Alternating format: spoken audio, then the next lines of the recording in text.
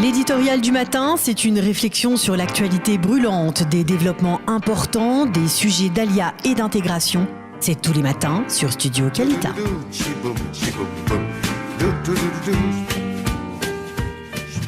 Il est 8h52 sur studioqualita.com et nous sommes heureux d'accueillir dans notre studio ce matin le docteur David Onona. David Onona, bonjour. Bonjour. Alors, vous êtes membre de l'Office national d'archéologie, vous êtes directeur du département des volontaires au sein de cet Office national d'archéologie israélien et nous vous avons demandé de venir ici pour parler de ce qui est une révélation, on peut même parler de révélation assez sensationnelle, qui a été faite hier dans les sous-sols des tunnels du Kotel, de la vieille ville, de Jérusalem, avec la découverte de 8 couches supplémentaires qui étaient enfouies jusque-là pendant plus de 1700 ans, qui étaient enfouies en dessous de ce que l'on voit du Kotel aujourd'hui, dans la partie, on va être très précis, dans la partie souterraine du Kotel. C'est-à-dire lorsque l'on arrive au Kotel, sur l'esplanade du Kotel, on est dans la partie souterraine. C'est une partie, si on remarque, qui est recouverte par l'arche de Wilson. Vous allez nous expliquer un peu. Les auditeurs ont devant... Voilà, peuvent voir à travers les images. À l'image, ce qu'ils voient, c'est une maquette du temple de l'époque de Hérode, du roi Hérode. Oui. Donc on est juste avant la destruction du Beth Amikdash, du temple. Et le mur ouest, ce qu'on appelle le Kotel en hébreu, le mur Ma'aravi, le mur occidental, c'est une partie du mur ouest. Les tailles du Kotel, tout le monde connaît le Kotel, l'aspiration du cœur du peuple juif est vers le Kotel, c'est 60 mètres de long sur 18 mètres de haut. Et en vérité, le mur occidental complet fait 485 mètres de long. Donc 300 mètres est sous la terre, jouxte le quartier arabe jusqu'à la sortie dans le quartier chrétien. Et beaucoup d'auditeurs, j'imagine, ont visité les tunnels du Kotel. Et donc à un moment, on a l'arche Wilson. C'est la deuxième photo que verront les auditeurs. Et sous l'arche Wilson, on prie à l'intérieur. C'est une sorte d'endroit où on peut rentrer à gauche du côté des hommes. Et on peut être à l'abri particulière. avec une acoustique extraordinaire et une lumière particulière aussi, même si la lumière du côté à l'extérieur est aussi fantastique, c'est la lumière de Jérusalem. Eh bien, dessous, le mur continue, le mur occidental continue. Pendant 1700 ans, on avait là-bas du remblai et des couches qui nous empêchaient d'y accéder. Et dans le cadre des travaux de fortification et de renfort de l'arche Wilson, faite par l'autorité d'Israël des Antiquités, c'est le nom, IAA, Israel Antiquity Authority en anglais, eh bien, nous avons commencé une campagne de fouilles il y a 2 ans, sous la direction de Joe Uziel. Et comme souvent en archéologie, quand on commence à fouiller, on attend quelque chose. Donc ce qu'on voulait, c'était mettre à jour. On ne sait pas exactement ce qu'on va trouver. On ne sait jamais ce qu'on va trouver. Imaginez comme ça 30 mètres de détritus empilés les uns sur les autres, une stratification qu'on imaginait nous amener sur les traces de la destruction du Beth Amikdash à l'époque romaine. Et puis, quand on a commencé à descendre, on a effectivement trouvé les pierres du Kotel, puisqu'en gros, on jouxte le mur. On est exactement sous les pieds des gens qui prient, sous l'arche Wilson. Et on a eu une surprise énorme. C'est souvent ça, l'archéologie. On a découvert, au début, quelque chose qu'on n'a pas identifié. Petit à petit, on s'est rendu compte que c'était un théâtre. On sait qu'on a des sources écrites, notamment Flavius Joseph, qui décrit abondamment dans la guerre des Juifs contre les Romains la destruction du temple et le côté dramatique du temple qui brûle, du pillage ensuite des soldats de Titus. Il décrit dans Jérusalem un théâtre. Ce théâtre était inconnu, c'est-à-dire qu'on l'a perdu, on a perdu la mémoire. C'est un enjeu majeur en archéologie de retrouver la mémoire. Et puis on a retrouvé donc ce petit théâtre qui est tout petit. Césarée, c'est 4500 places. Beth-Shean, c'est énorme, au nord d'Israël, c'est une des villes du Décapolis. Et le théâtre, celui-ci, c'est 200 places, comme vous l'avez tout à l'heure indiqué dans votre chronique. 200 places, ça nous a fait poser des questions. C'est pas grand-chose. C'est pas grand-chose. Par contre, la symbolique du théâtre à cet endroit, on n'est pas très loin du Saint des Saints, elle est puissante. C'est Rome qui dit « Jérusalem est détruite, le peuple juif est en exil ». Les Juifs n'ont pas le droit de citer à Jérusalem, et donc on va marquer notre présence par la culture romaine, ce petit théâtre, qui servait peut-être effectivement au conseil municipal ou des représentations musicales, théâtrales et autres, on peut tout imaginer.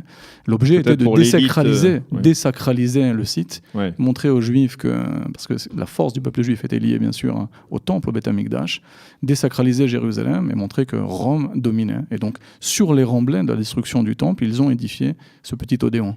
Alors, pour que ça soit bien clair pour nos auditeurs, les pierres du Kotel, parce que c'est quand même assez impressionnant, on est arrivé quasiment au bas du mur occidental. Tout à fait. C'est-à-dire, on est à l'endroit où, on va dire, la montagne, le Har Moria, rejoint les pierres. On est sur ce qui est extraordinaire, on est sur la roche-mère, ce qu'on appelle en hébreu Sela M, la roche-mère, et donc le mur est assis dessus. Les pierres font 5 tonnes, Daniel. Elles sont énorme. La plus grande pierre d'ailleurs est un peu à gauche. Si on est face à ce mur qu'on a à nouveau découvert, il y a déjà d'ailleurs des traces de prière. Hier, on s'est rencontrés sur place. On a vu un livre de prière qui a été posé. Des gens qui ont mis déjà des petits papiers. On s'approche du Saint des Saints et on a juste au-dessus sur la gauche la plus grande pierre qui a été découverte par les archéologues qui fait 570 tonnes. 570 tonnes, 18 mètres de long, 3 mètres de haut. 5 mètres de largeur de profondeur. Comment on a pu transporter des pierres? Alors, on les a transportées du nord de Jérusalem en utilisant la déclinité du terrain, avec des rondins de bois, des bœufs qui ont tiré. Et ensuite, on a utilisé des palans, des poulies pour lever ces pierres. Concernant cette pierre-là, précisément, jusqu'à maintenant, c'est une énigme archéologique. Aucun archéologue n'explique comment on l'a levée, comment on l'a posée sur place. Il y a des gens qui ont émis l'hypothèse qu'elle aurait été taillée sur place dans la roche-mère. L'hypothèse est fausse, que la pierre a été emmenée. C'est du gyre, du calcaire, la pierre de Jérusalem, emmenée du nord de la ville. Et on n'a pas trouvé encore jusqu'à aujourd'hui une explication satisfaisante pour lever 570 tonnes. C'est plus que la plus grosse pierre de Gizeh. Pour revenir à la découverte de l'Odéon, c'est un coup de tonnerre dans l'archéologie israélienne, puisque il y a toujours ce débat autour des sources écrites et de la réalité du terrain. Et en montrant finalement au public, parce que l'idée c'est de révéler ce site au public et de l'ouvrir dans le cadre des visites des tunnels du Kotel. Dans combien de temps il sera ouvert? Je pense que dans les semaines qui viennent, on va le viabiliser pour qu'il soit ouvert en termes de sécurité au public, pour que le public puisse passer en sécurité. Mais l'idée c'est de montrer de manière scientifique, avec une grande éthique, et c'est le propre et la signature de l'autorité des antiquités israéliennes, puisque ce sont des fouilleurs à l'image du CNRS en France, c'est de montrer toutes les périodes d'occupation et tous les drames qu'a vécu Jérusalem.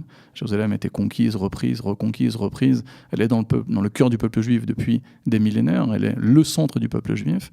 Mais la présence romaine à Jérusalem est une présence importante dans l'Antiquité classique. Ce qui est clair, c'est que à hauteur donc de ce petit Odéon, on peut dire qu'on est arrivé à la couche de l'époque du Beth Amikdash. C'est-à-dire que là où marchaient, on va dire, nos ancêtres, ceux qui venaient, par exemple, ceux qui montaient en pèlerinage pendant les 3 fêtes de pèlerinage. Pendant les 3 fêtes de pèlerinage, ils montaient à Jérusalem depuis le sud. Et ça, on est pour grosso modo autour de 14 mètres en dessous de la surface actuelle. Un peu plus même, à peu près 17-18 mètres en dessous, parce qu'il faut compter l'épaisseur des murs. Et on a trouvé là-bas des témoignages, 2 types de témoignages. D'abord les témoignages vivants, des pièces de monnaie qui sont tombées des poches. C'est assez incroyable parce qu'elles sont dans un état quasi parfait, puisqu'elles ont été protégées dans du sable, donc peu d'oxydation, donc un petit peu de traitement dans les laboratoires du Rashut Atikot. L'autorité des antiquités israéliennes, elles sont quasi neuves, quasi exposables au public. On a retrouvé de la vaisselle, des poteries, notamment de la vaisselle en pierre, qui est la marque d'empreinte de la vaisselle juive à l'époque du deuxième temple, parce que la pierre ne prend pas d'impureté. Et donc beaucoup de kelim, beaucoup d'outils, d'ustensiles étaient en pierre. Et puis on a retrouvé un deuxième type de témoignage de l'histoire qui vient nous frapper. C'est les pierres du mur d'enceinte du temple qui ont été projetées par les Romains lors de la destruction.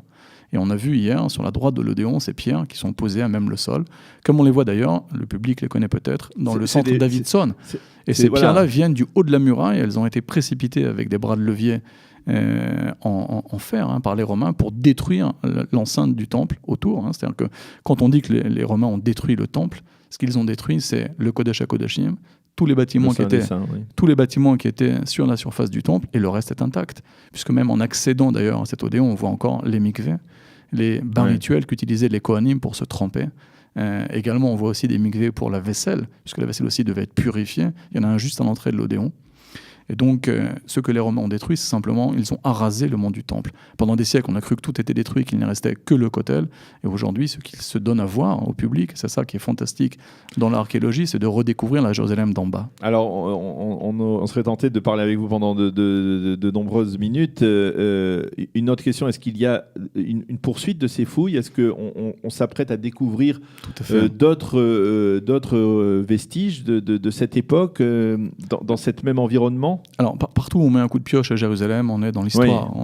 Mais plus particulièrement dans cette région. Dans ce qu'on appelle le Gan HaKadosh, donc ce jardin saint, entre guillemets, pour les 3 religions monothéistes. Le gouvernement israélien, il y a quelques mois, s'est réuni d'ailleurs dans les tunnels du Kotel et a pris un engagement de développer et d'offrir au public toute cette région-là. Et donc, on va intensifier les fouilles. Ce qu'on n'a pas précisé, qui est très important, qu'on voit dans le film, c'est que ce sont des volontaires français, internationaux alors et C'est israéliens. important de le souligner parce que vous êtes le directeur du département des volontaires au sein de l'Office d'archéologie israélien.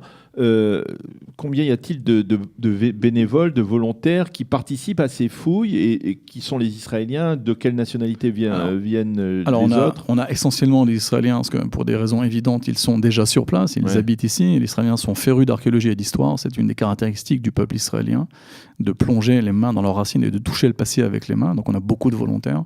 On a eu ici une équipe de volontaires d'une dizaine de personnes pendant 2 ans consécutifs. Mais on a eu également cet été des volontaires français, par exemple, qui sont venus travailler. Juifs et non-juifs? Juifs et non-juifs, bien évidemment, des chrétiens. Le Kotel et le temple a aussi une importance majeure pour les non-juifs. Je vous rappelle que c'est les pas du Christ à Jérusalem. Pour eux, c'est une importance capitale. Et donc, on a eu une équipe de 10 personnes à peu près pendant 2 ans, en continu sur le site. Juste à côté, cet été, on avait les fouilles à Davidson. Il y a eu des fouilles sur Davidson. On a eu aussi une équipe de 165 volontaires quasiment en permanence sur le site. Et donc, on a, pour avoir des chiffres un peu plus globaux sur l'ensemble du Reshut HaAtikot, de l'autorité des antiquités israéliennes, 35 à 40 000 jeunes, 16 000 jeunes ont fouillé cet été, sur tous les chantiers. 16 000 jeunes. 16 000 jeunes cet été ont fouillé, du nord au sud, en passant par Jérusalem et le centre. On a à peu près 400 chantiers de fouilles par an. Et donc on accueille des gens qui fouillent, des familles, des étudiants, pendant toute l'année. On ouvre aux familles pendant les fêtes juives, Hanouka, Pessah, on a des chantiers ouverts dans le sud, par exemple, pour les gens qui sont à Eilat. On ouvre les fouilles à Timna. Qui sont ouverts aux familles. On peut venir 2 heures, 3 heures, on peut venir avec des bébés, on les met dans des petits endroits avec des outils de bac à sable et ils ont l'impression de jouer, de découvrir des choses, et ils découvrent des choses. Et donc on s'ouvre en termes de pédagogie à tout type de public. Et puis les gens plus sérieux qui veulent faire 3 semaines de campagne de fouilles, c'est aussi possible. Eh bien, je le disais, on aurait parlé avec vous encore avec longtemps de vos réalisations, des réalisations de l'Office national d'archéologie israélien. Peut-être ce sera l'occasion d'autres émissions. Ce sera avec Mais en plaisir. tout cas, merci beaucoup, Dr David Ohana, d'être venu ce matin pour nous parler donc de ces découvertes sous les tunnels, dans le tunnel du Kotel, et puis donc de cette action de l'Office national d'archéologie grâce à l'aide de tellement de milliers de bénévoles, de volontaires que vous dirigez, que vous structurez. Merci d'avoir été avec nous. Merci à vous et rejoignez le Reshut HaAtikot. Voilà, merci aux auditeurs de qualité. On peut également participer, si on le souhaite, à ces fouilles. Merci, docteur Onona. Eliana Gurfinkel, pour terminer cette heure d'actualité, les programmes de Cathy Choukroun tout de suite. Alors après. on aura un focus association avec Guy Maïmoun qui nous parlera de l'association française de Rishon LeZion. On aura un Tzahal Connection, on nous parlera de l'étape très importante pour le Olim Khadashim qui est l'Ulpan de Mirve Alon. Et enfin, on aura une actu culturelle avec Benny Boré qui nous parlera du concert Le violon de mon père et du livre. Voilà, très bien, vous avez ça à portée de main, vous êtes génial, Daniel. Et, on peut le recommander. Hein. Et du livre de son père, si c'est un homme. Voilà, donc c'est le programme d'aujourd'hui. Et attention Daniel, à 10h, nous retrouvons Bernard Zanzouri pour son spécial Plein l'ado, qui à nouveau nous parlera, qui recevra Valérie Alphon et ses filles qui chantent.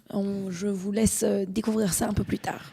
Eh bien, très bien. Merci beaucoup, Eliana. Merci encore, Dr David Ohana. C'est la fin de cette heure d'actualité sur studiokalita.com. On souhaite passer une agréable journée. On se retrouve avec plaisir demain matin à 8h tapante. Bye bye. Shalom, shalom.